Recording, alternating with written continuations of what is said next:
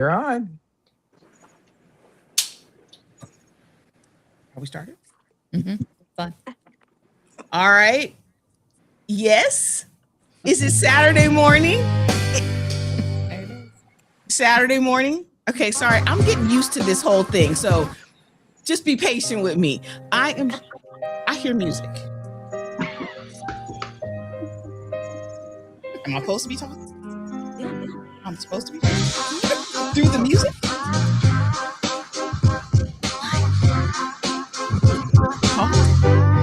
This is so strange to me that there's music playing and I'm talking through the music. But welcome to Lessons from the Journey Live. And now you know it's really live because I am so confused today.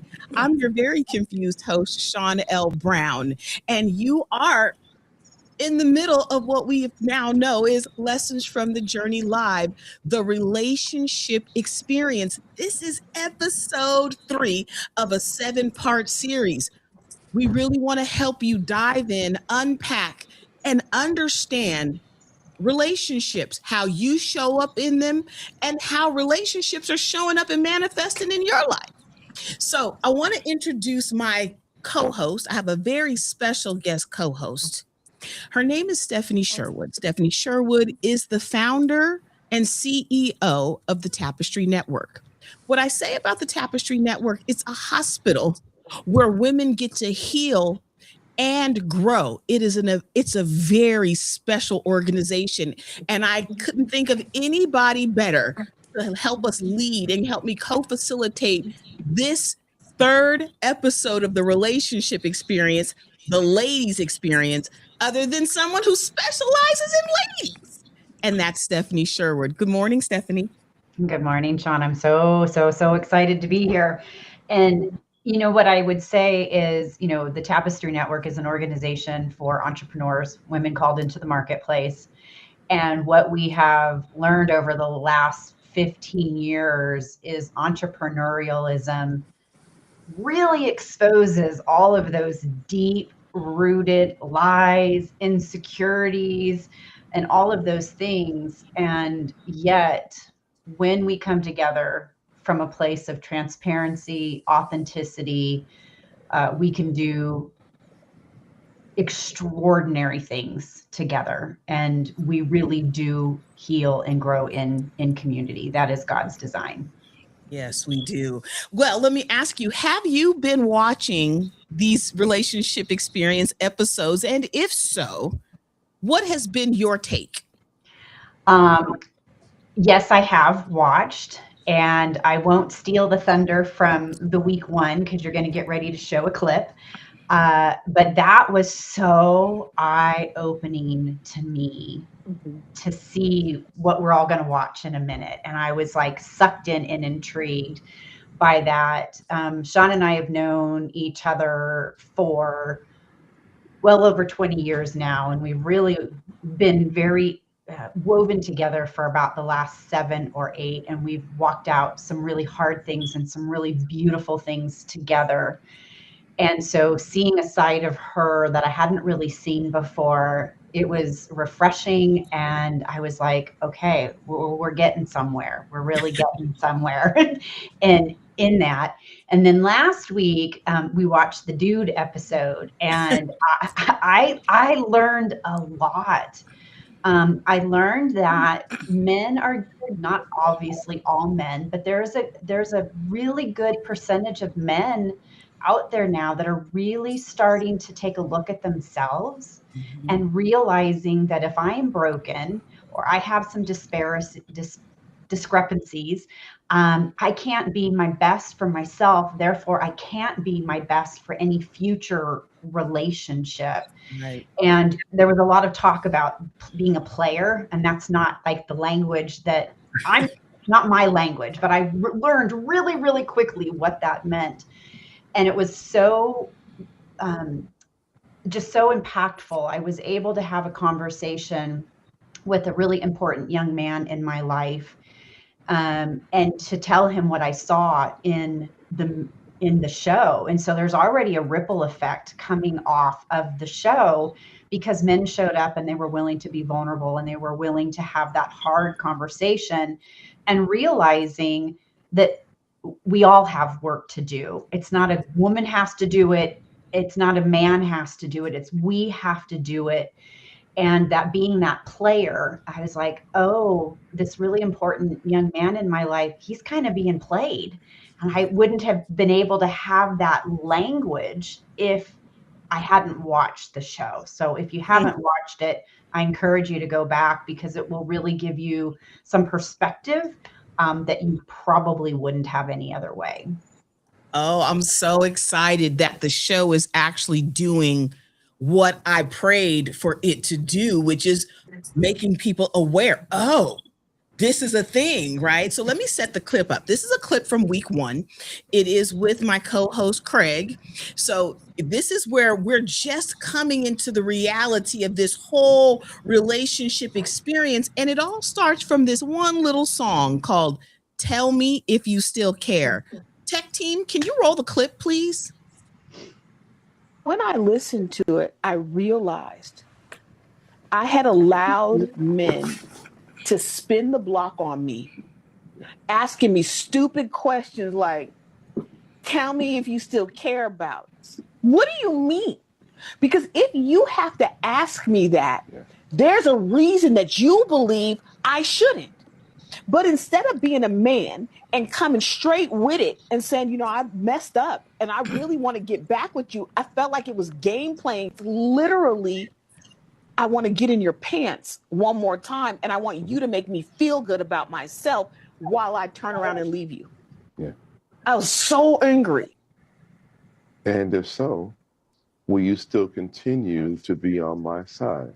So that one right there. But the funny part about just reading it now out loud, let me know if you started to lose your love for me. This is such a one-sided conversation. And what did you do to lose my affection and make you even have to question if I'm on your side? That's. But when we think about it, when men are trying to get at a woman anyway, it's not, we don't really come at it from our own, who we really are perspective, right? We're already taught to have a game up because that's what we call a spin game, right? So it's not that the lyrics have done anything. It's the reality. It's the reality of pretty much every love song that's out there is really not written from a standpoint of who the artist really is, or for the person really is, or for the, let's just say the artist, let's take that back. From the person who's playing the track for the one you're trying to get to, none of that is probably real at that moment, right? But when we're really sitting down, when we were younger, or when we weren't in relationships or in between relationships or whatever, we're not talking about really trying to be who we are, at least from the men perspective, right? Because I think so often we're not taught as men to come at a woman straight and just say, hey, this is who I am, because I'm not sure I like who I am. So let's not give you who I am. I'm going to give you who I think you are going to like. Who I think you're going to like. Right. So I'm gaming you from the get. Because then you have to uphold that game. Correct. And if you don't have the character to uphold the game, then you abuse the woman. Well, it's a lie, right? It's a lie. It's an act. And so along those lines, sometimes we forget what character we're playing, what the actor is supposed to be, what they really have, because it's not really who we are.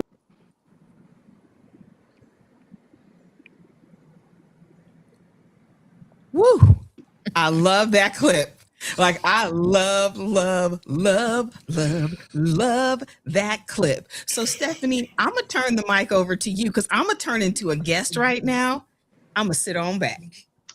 So I just want to say, when I saw that live, when Shawn had that, what I almost call a visceral reaction to that, and there was this deep rooted, and I've seen her mad, right? I mean, I've seen her mad, but there was this deep guttural, like finally being set free from something you had believed for so long.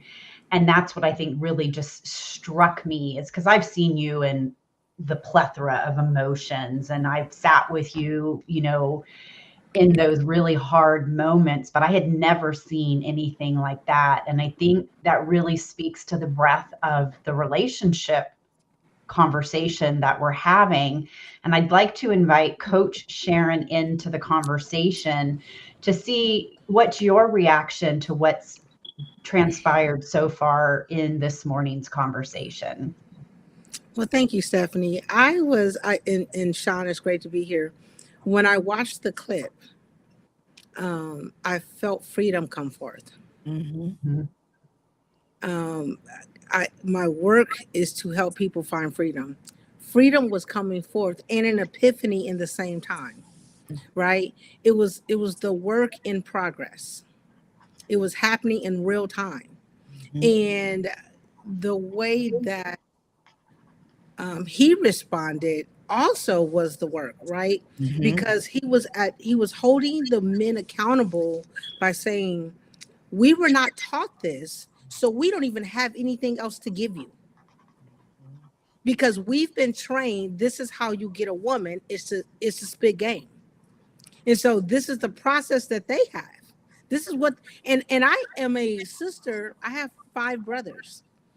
I can remember as a child, my brother would go through tapes, cassette tapes, and he would find the lyrics for what he wanted to say to a woman and would play those tapes to her. And I would remember him getting off of those calls and say, "Oh, I'm gonna get that tonight." And oh yes, and it framed my thinking. It framed my thinking because I always was like, "Oh, ain't no guy gonna do that to me." Oh no. So a guy could be authentic and give me lyrics, and I would not be able to receive them because of what I saw. Yeah. Right. And so it was beautiful. And that's what I love about you, Shawn, is you are committed to transparency. Yeah. You're committed to doing the work, and you're committed to bring us along the journey with you. And that is what made that clip so powerful. You know, Stephanie, can I just address Sharon real quick? Of course. What was so appalling? I was mad at myself. Bunk him. Because when I first heard the song, this was what was so crazy, right? I'm asked to write this song. So I've heard the male's version of the song. So, when I first heard him, I felt a tingle on the inside. Right? I felt attracted to what he was saying. But when I got to the end of the song, I heard the spirit go, no. Listen to it with your new ears. And when I listened to it with my new ears, I got mad at myself. You're about to fall for the same okie doke? After all this work you put in, you're still getting gaslit by a cute voice and a melody? That's what you saw, which is like, oh, you can't still be this dumb. Right? I think that a lot of times we operate in a default mode, right? Just default. There's no thought process. There's no processing. It's just the way that we've learned to do something and that we continue to do it in that fashion. And so that's what you were experiencing. You were in default mode and he was like, get out of that. I want you to hear it in your healing. Yeah. It's scary though. Like my first reaction was exactly what the old reaction was. And that's what scared me because, I pride myself on growth and development and I'm way wiser now. I would never. I almost did. Well, and I think that just speaks to how deeply rooted our belief system is and how it can get so messed up. And so I want to open up the conversation right now. And I don't know why, but Judy, God just said, it's your turn. I know why. I don't know, Judy. I've only seen her twice. But it was just like, you need to call on Judy. So I'm being obedient. God was saying it. Same. We are products of what we live. And it takes a conscious effort to change it. It's been drilled into us for whatever reason, whether we learned it in the homes that we lived in, the relationships that we participated in, our parents, our siblings, whatever it is. You have to make a conscious effort to do something different. It is automatic mode, just like Shawn was saying, like she was right there it was, and then all of a sudden, wow. We need to be purposeful in the choices that we make, that we have to have a plan. We have to do something different. And it's not just, it's when you heal and you say, I've grown, I've learned. Have you really learned when you get put in the same situation again? Because I've been there and I didn't learn. I learned and I grew, and then I got right back into the same situation. And it's making that conscious effort. It's, for me personally, it's also about having a deep relationship with God, that you have to constantly have him in your life on the daily, sometimes the minutely. And it's also, I think, being aware that we will be in that same place again if we do not make an absolute conscious effort to do something different and to just say no, to walk away from whatever it is, the conversation, the person, not to put yourself in that place again, and to know where you're vulnerable so that you avoid those situations immediately. Those are those red flags that go up that I don't know, we think are decoration sometimes. And when the red flags go up, you need to start walking in a different direction, and you need to start walking away from whoever, whatever it is, the invite, the party, the person, the platform, it doesn't matter.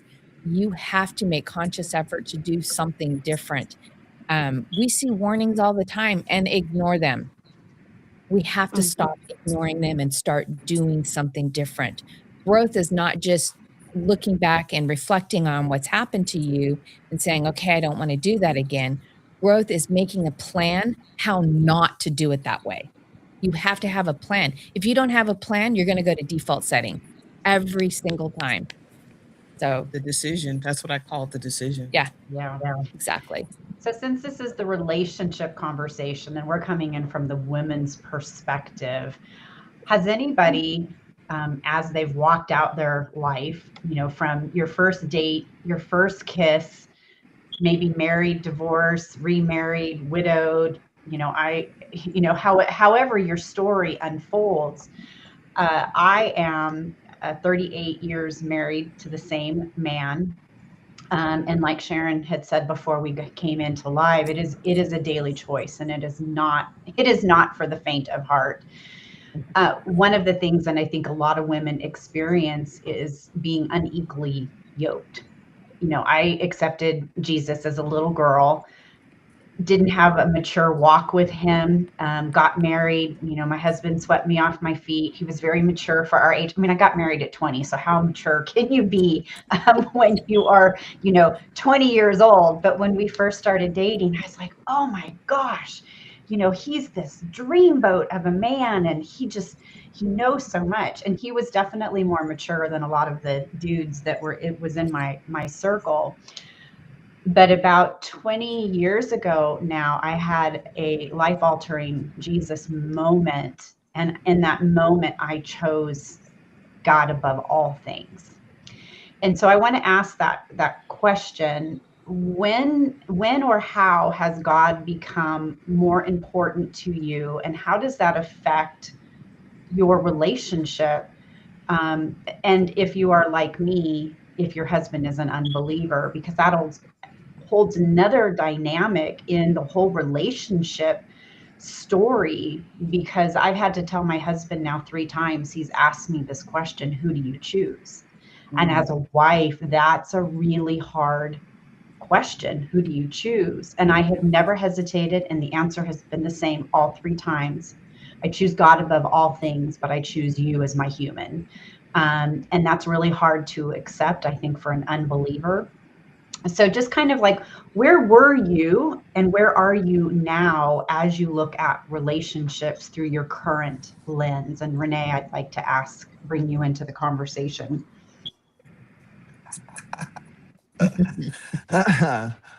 Well, me of all people, right? I am the statistic rolling here, okay? Yeah, so like Judy was saying, you do things and you learn and you keep going back to the same situation. Okay, so I've done that 3 times. I've been married 3 times, and I picked the same person 3 times in a row, just in a different body. That's all. That's it. That's all. It's the same person. They might have had a little something going on. The thing about when they tell you that you got to have 5 men to make one, I done tried 3 husbands and I still ain't got a whole one. So I'm just saying, in this, in this, I don't even know why you called on me, Stephanie. I'm just over here. But what I have learned is that you can't make nobody do what they don't want to do. You can't change somebody who don't want to change. You can see potential in a person all day long, but if they don't see potential in themselves, there's nothing you can do about it. You can praise, you can encourage, you can be behind them, you can do all those things. And when it boils down to it, it don't mean nothing to them. I was having this conversation about, men and women are different, especially when it comes to sex, right? Men and women are different. Men, that's how they show their love. If you don't have sex with them, they're through. You don't love them, right? For women, we need more than that. We need to build up to the sex. We need the little what do they call them? What is your love language? My love language is acts of service. You do stuff for me all day, boy. By the time nighttime comes, it's on and cracking. Okay, but if I'm doing everything for you all day, don't even look at me. Because by the time it's time to go to bed, I'm tired and I don't want to be bothered. So I'm just giving you guys game right now. This is what I'm doing. This is what I'm here for. Okay. You guys they don't see it. They don't see how it comes across to us. You know what I'm saying? We are givers, we're nurturers. We take care of them all day long. Right.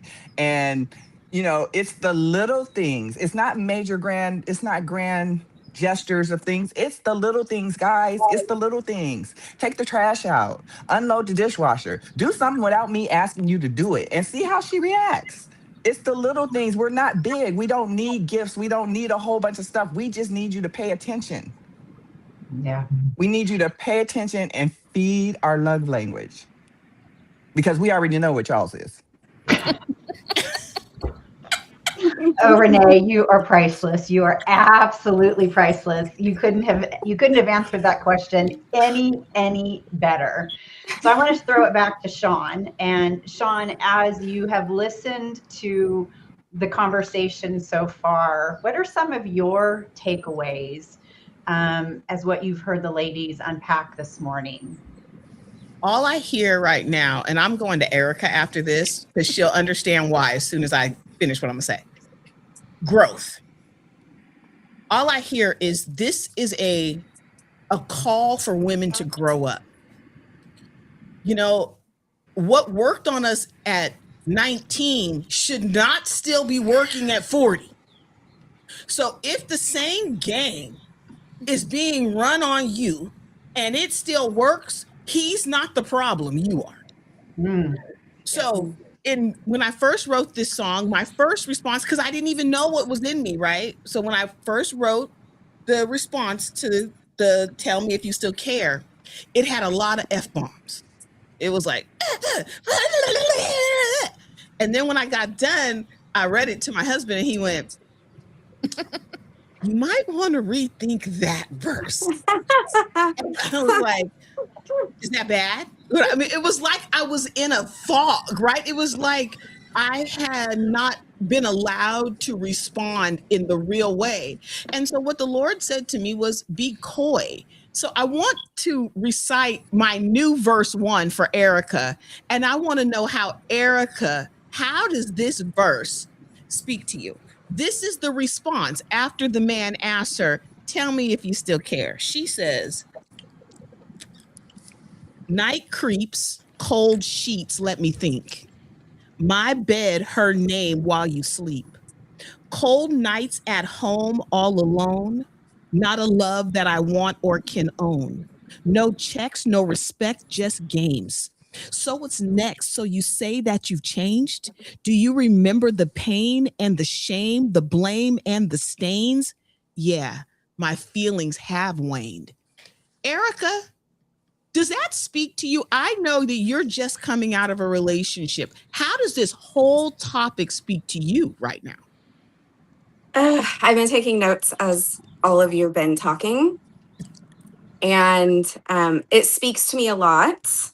I'm gonna rewind a little bit, and the first thing that you started talking about really boils down to the element of desire and our desire to be desired. Okay, and from that, it goes. Desire is bottomless. It's bottomless.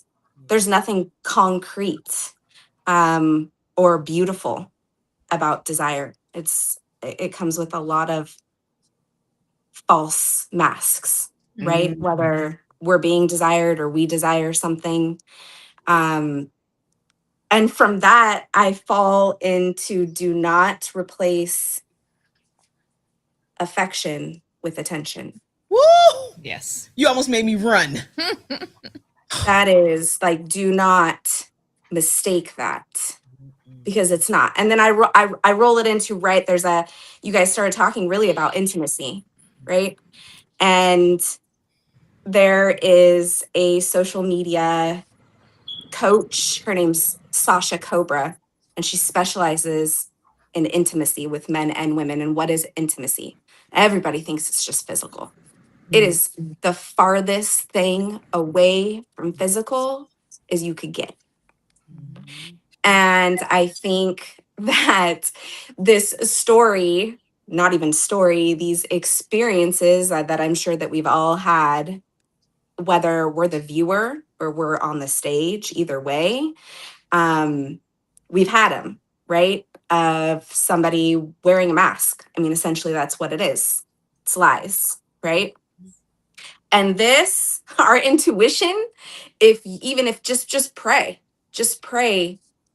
let me be guided by this. Don't let this other side of my brain interfere with this, because this bee never lies. She never lies. And you'll go to sleep, and she'll be talking to you. It'll be loud in the quietest room. And that'll shake us. And if we pay attention to that, it can move our lives in the right direction. That's right. That's right. And it's hard to listen to her sometimes. It's hard. It's hard to become her. It's hard to become the new version of you. And, Stephanie, you asked me a question, and I'm going to answer it because I think this is what you asked me, but it's what I'm hearing right now. You have to replace the desire. So desire in and of itself isn't a bad thing. It's what are we desiring? So if I'm a 500-pound woman and I desire cake all day, I got to change my affections if I want to be healthy, right? I have to. Yes, cake is fine on birthdays and holidays if I'm not 6,000 pounds. But if I'm 6,000 pounds and I desire cake all day, it isn't good for me. It's actually hurting me. So love, God didn't create love as a bad thing. He created it for everybody. It's a need that we have, but our affections are misplaced. And so until we change and switch affections, we're going to keep falling into the trap. The same and trap.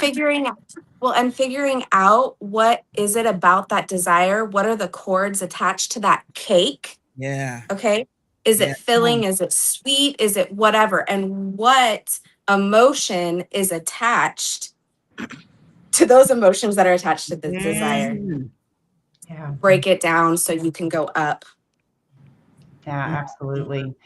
One of the things that we talk a lot about in, if you are a Christian, been a believer for any length of time, there's the scripture that says, love your neighbor the way you love yourself. You love yourself. Love God. Yeah. There's just this assumption that means that you are loving yourself well. That's the assumption. It's not written into the scripture. And I think that that's one of the things that we are seeing so prevalent in today's culture and society, is that we aren't loving ourselves well. So therefore we can't love our neighbor well. And our neighbor might be our boyfriend or our husband or our significant other. And I can only love him as well as I love myself. Right. And I think one of the things that we aren't taught as women is truly, what does biblical self-love look like? And then holding the men accountable to what scripture says, which is love.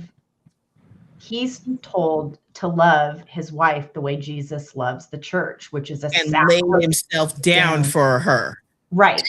It's a sacrificial love.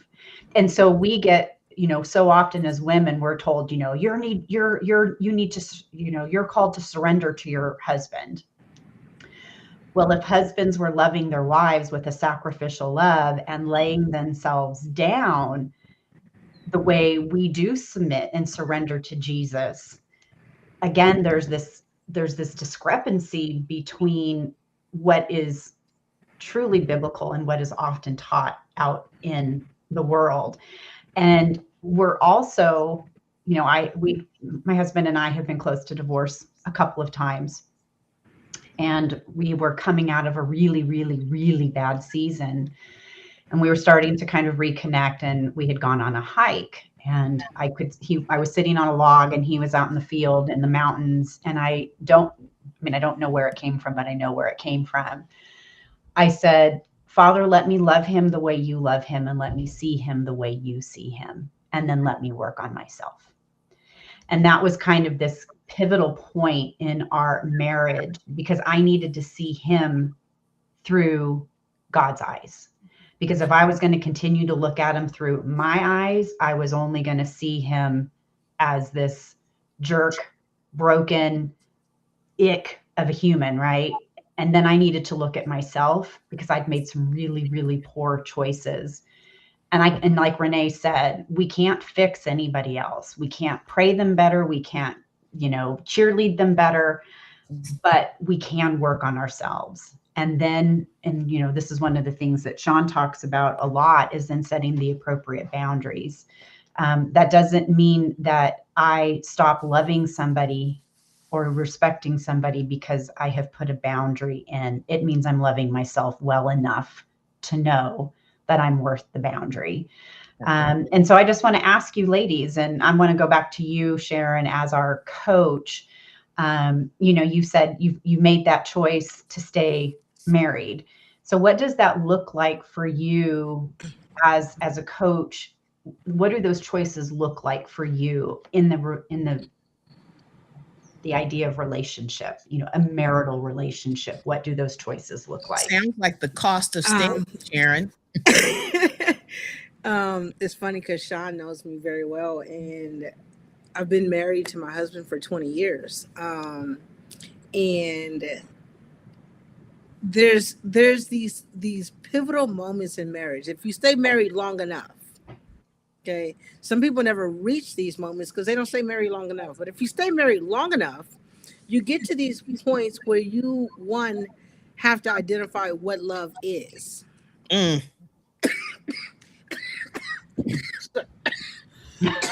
See, it made you cough. Choke up. Choked you up, boy, Sharon. Throat chakra's going off. It was so interesting. But as we're talking about love, we are not doing love based on, okay, God is love. And if he is love, then he defines love. And we have subscribed to the culture's definition of love, and it isn't love at all. It is infatuation, it is obsession, it is control, it is all these things. And so when I got married, let's just keep it real. I got married because I no longer wanted to be a baby mama. I came into my marriage with 2 kids, and neither one had chose me. And so I was ready to be chosen, not with a clear understanding of what I was choosing. Come on. My husband was 20 years old, married a woman with 2 kids at 20. I don't think he knew what he was choosing. Did we just tell the truth? Yeah. And so we've had these series of things in our lives, and these storms that came. The first storm, okay, we withered that thing. Okay, we came closer together. Intimacy grew. We knew we can count on each other. Then another storm came. All right, that one rocked us a little bit harder. Oh, somebody's, we're leaning a little bit. Our ship is a little wrecked, but we're still going on. And so then storm came, and I called Shawn and said, "I'm done." I said, "I'm getting off this boat," and I had to fight with God. And it's funny because I have never been divorced on paper, but I was surely divorced. Mm-hmm. A lot of times, women we divorce without the formality. We Absolutely. divorce in our heads well before we sign a paper. And in my head, I had already divorced. Matter of fact, I started cracking the joke. I said, my next husband is going to be an old white pilot because my husband is a young black commercial driver. Truck driver. I need another mode of transportation. I need another vehicle. And I need Wings. something opposite. Tires. I need something opposite of everything that I got. Not only that, but I need frequent flyer miles because I like to travel. I had determined I was going to do marriage differently. Right? But it was wrong. It was wrong. I would say the difference for me was my husband was willing to do the work with me. See? Yeah. See, that was the game changer for me. My husband was willing to be self-reflective. He was willing to take accountability. He was willing to say, I have not led in this area. I was willing to say I was financially irresponsible that led to a depression that I wasn't aware of. Okay. I didn't know that my finances being irresponsible, this man had taken us from, again, poverty to well over six figures. And I didn't know what to do with the money he was bringing. And because I was broken from poverty, I spent it like I was from poverty. And so it was having a horrible effect on my marriage. And the only way we were going to evolve, to continue to be together was one, we had to redefine what love was. We had to redefine the covenant. Right? We had to take full accountability. And then we had to implement the change. Come on, babe. Yep. And Come on, babe. We did that for a year and a half. Therapy. We both did. We did individual therapy. We did couples therapy. We joined a church community where we both could serve together. Yep. Where we both could receive together. We brought ourselves accountable to our family. We implemented new structure. Come on. And a year and a half ago, we renewed our vows at 18 years. Why did we choose 18? Because that's when the minds were renewed. I didn't want to wait till 20. Right. I was like, we can't operate in a new covenant with an old commitment. Right. And I just realized something. I'm sorry, I didn't mean to interrupt you. Girl. I'm listening to you, and I just keep on getting all these taps, and I just realized what unconditional love is. Yes. Okay.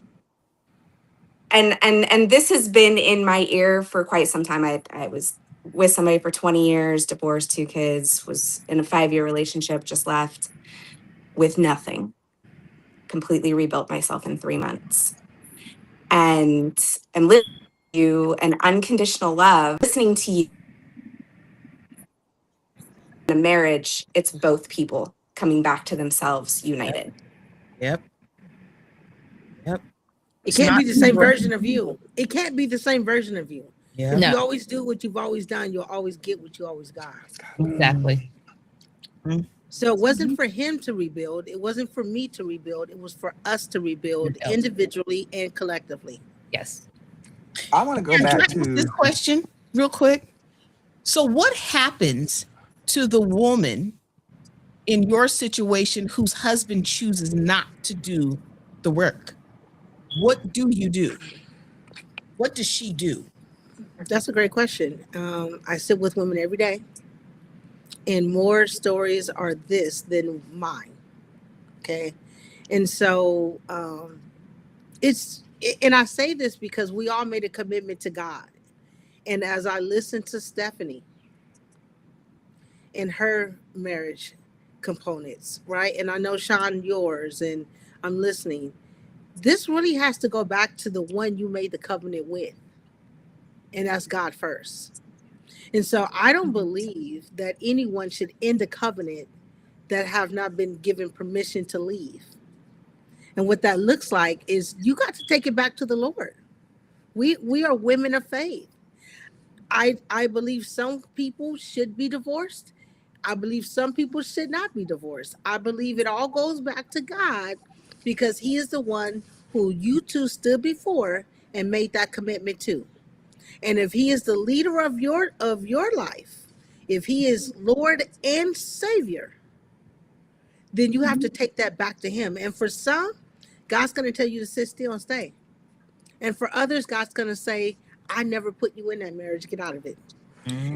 For some, God's going to say, that part. they got a reprobated mind. And no, this isn't what I'm calling you to. God's going to say to some, this is abusive. And I want you out of it.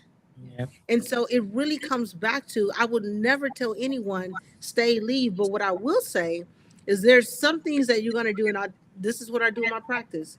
There's some things that's going to happen no matter if you stay or leave that need to happen. One, you need to reach the highest potential of yourself.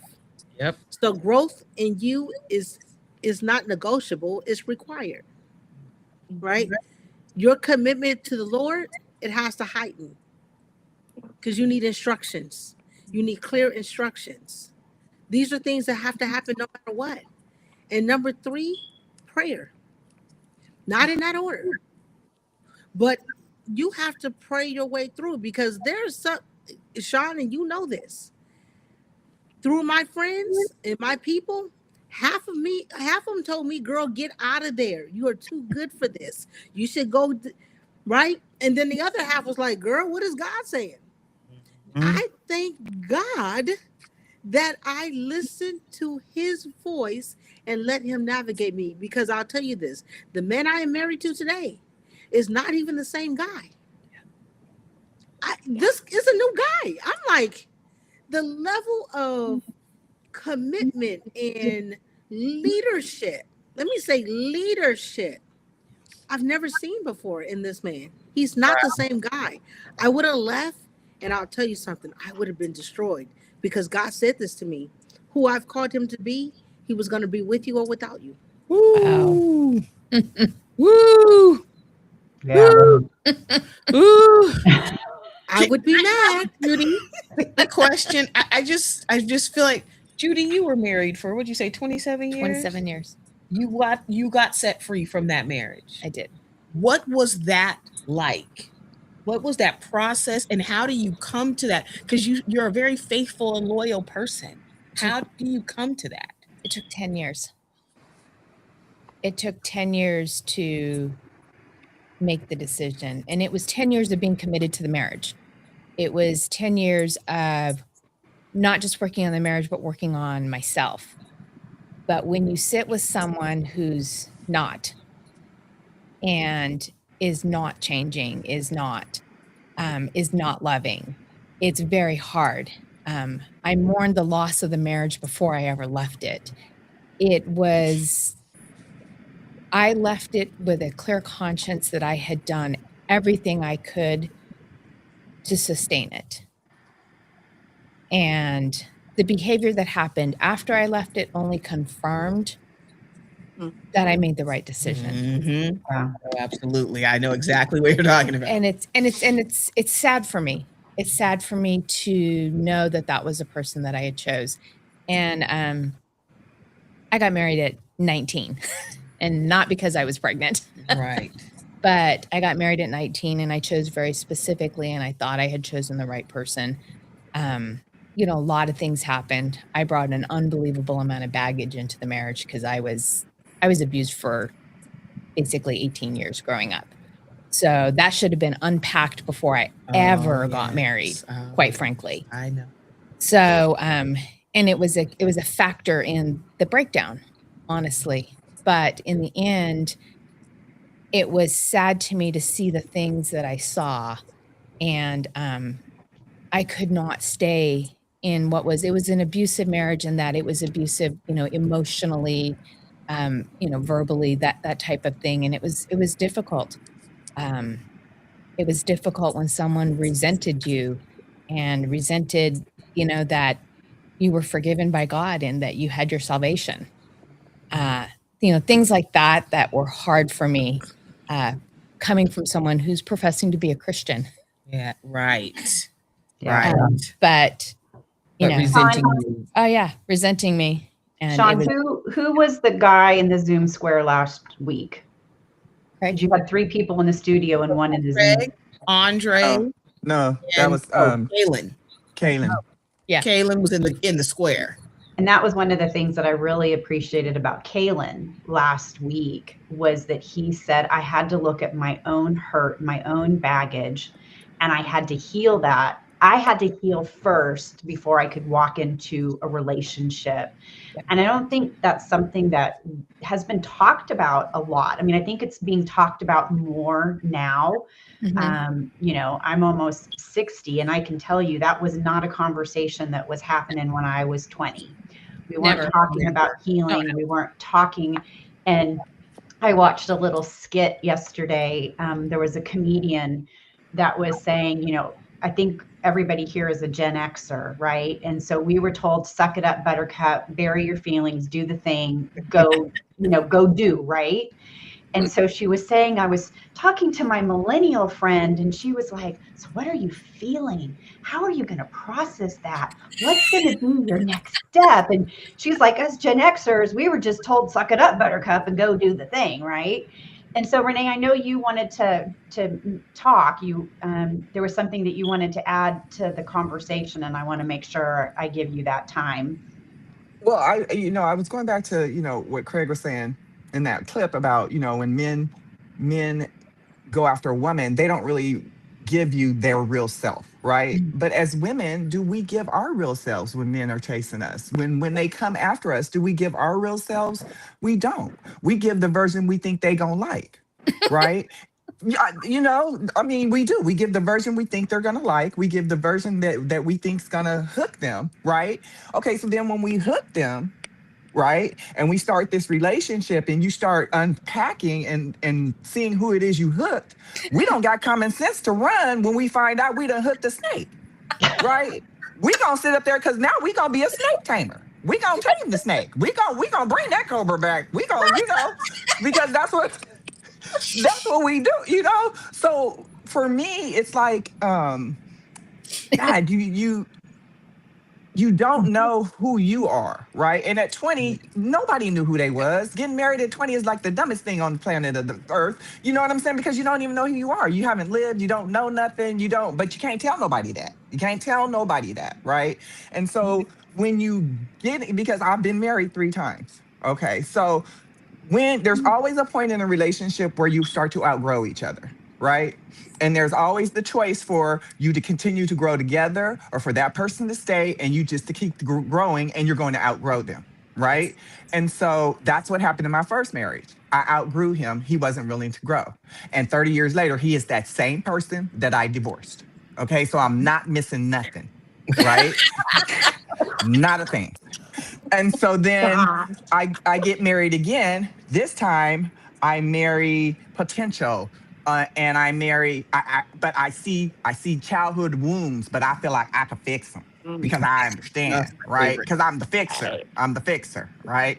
And yeah, okay, you fixed them. Yeah, you fixed them for the next girl. You fixed them for the next person because it wasn't for you.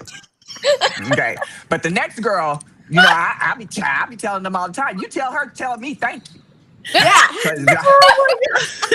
Because I was the training ground for all this that you are today. What you are today, that was me. I helped you That's a get there, different right? hard work. And then Somebody owe you some okay, so checks. now, girl, I feel like I need my commission. Okay, Yeah. A lot of work, huh?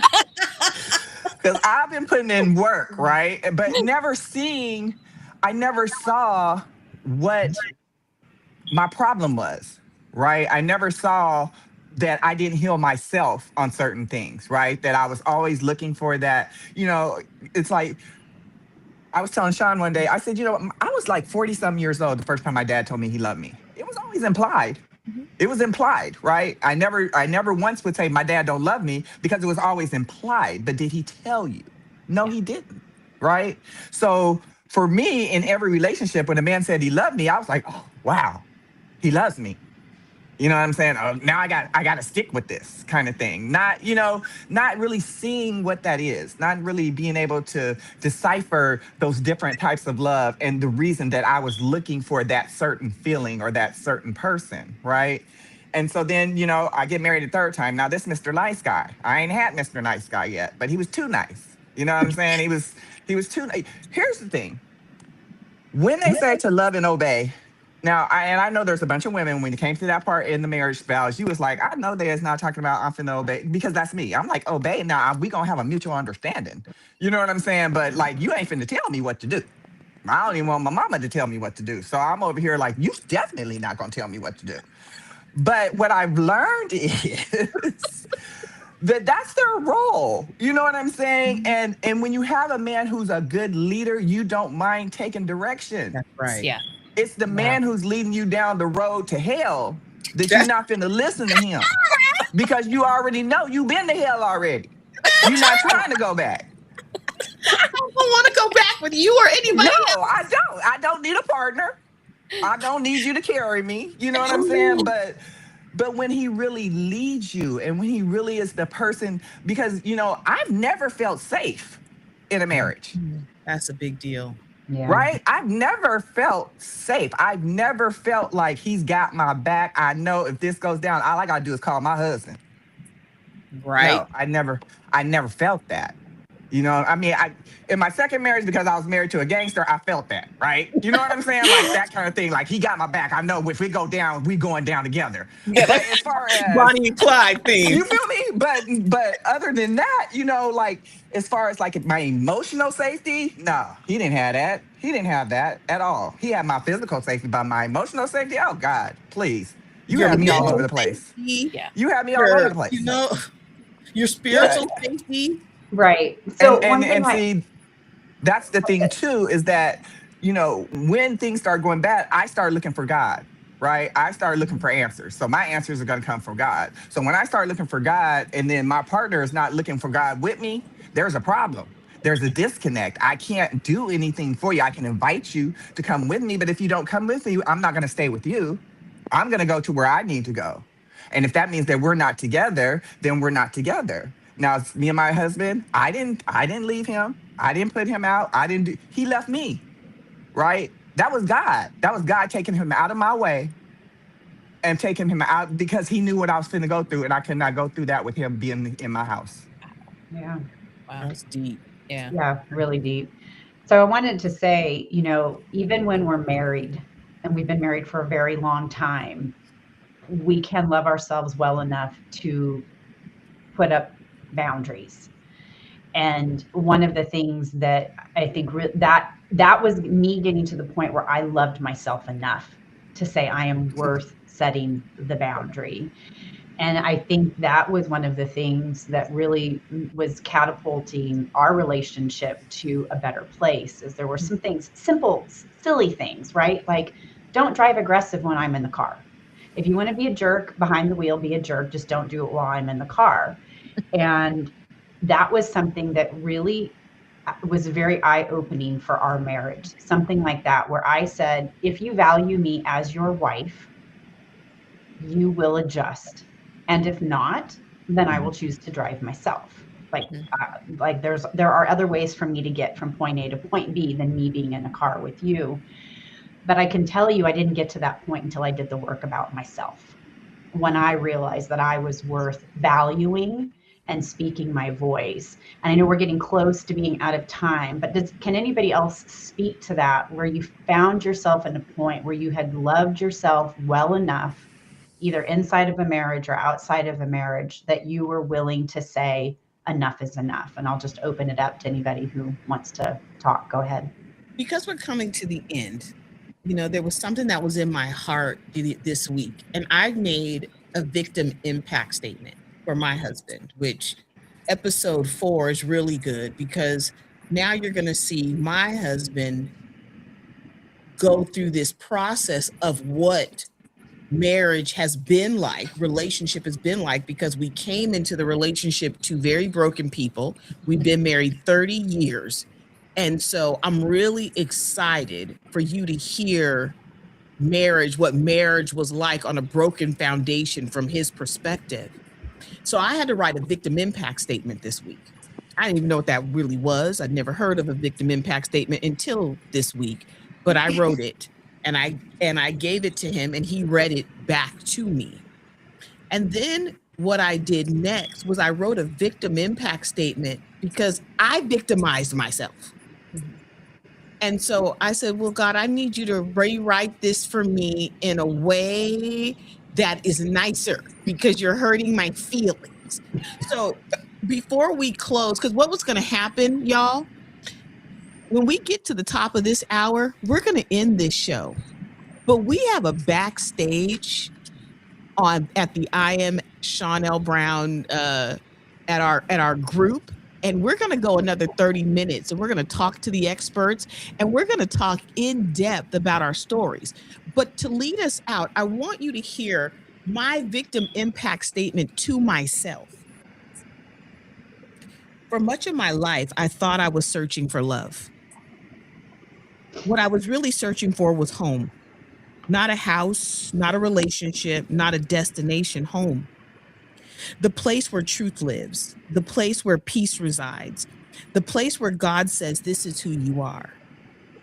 For years, I have disconnected from that home. I lost myself in the expectation of others. I confused endurance with love. I confused sacrifice with worth. I confused survival with living. I gave away pieces of myself, hoping to receive what only God could provide. Along the way, I experienced betrayal, rejection, deception, heartbreak, illness, fear, and loss. I learned what it feels like to question my own reality, silence my own voice, and carry burdens that were never mine to bear. Yet, every painful chapter carried a lesson. Every wound revealed a need for healing. Every disappointment exposed a deeper truth. Every loss came at an invitation to return to myself and ultimately to God. My journey home began the moment I stopped asking, why is this happening to me? And started asking, what is God teaching me through this? I discovered that healing begins with truth, that boundaries are an act of stewardship, that forgiveness does not require self-abandonment, that peace is more valuable than appearances, that my voice matters, my story matters, I matter. Most importantly, I learned that my identity was never found in being someone's wife, someone's daughter, someone's mother, someone's employee, or someone's success story. My identity was always found in being God's daughter. Today, my purpose is simple: to help others find their way home, home to truth, home to healing, home to identity, home to purpose, home to God. Through lessons from the journey, I share what I have learned from surviving cancer, heartbreak, disappointment, loss, and life's unexpected detours. Not because I have all the answers, but because I know what it feels like to be lost. And I know what it feels like to be found. My pain was not my destination, it was my classroom. My purpose is what I brought home from the lesson. That was everything for me. And now I'm going to invite you who are watching this, viewer, write your own victim impact statement. Find out how you've played a role in creating the mess that you find yourself in your core four, relationally, spiritually, emotionally. Find out how you're the star of your own show. How have you played a role? So anyway, we're going to end it here. We're going to jump over to the I Am Shawn L. Brown or SLB group, where you can join us for the conversation. So if you're not on that group and you're on Facebook, you can go to my Facebook page. There's a link there that will take you right in to join that group, and you can get on this conversation. And until then, until next Saturday, I love you. I want you to live well together. Thank you, Stephanie, and thank you all the ladies for joining this conversation. And you guys, I will see you next Saturday at 10 a.m.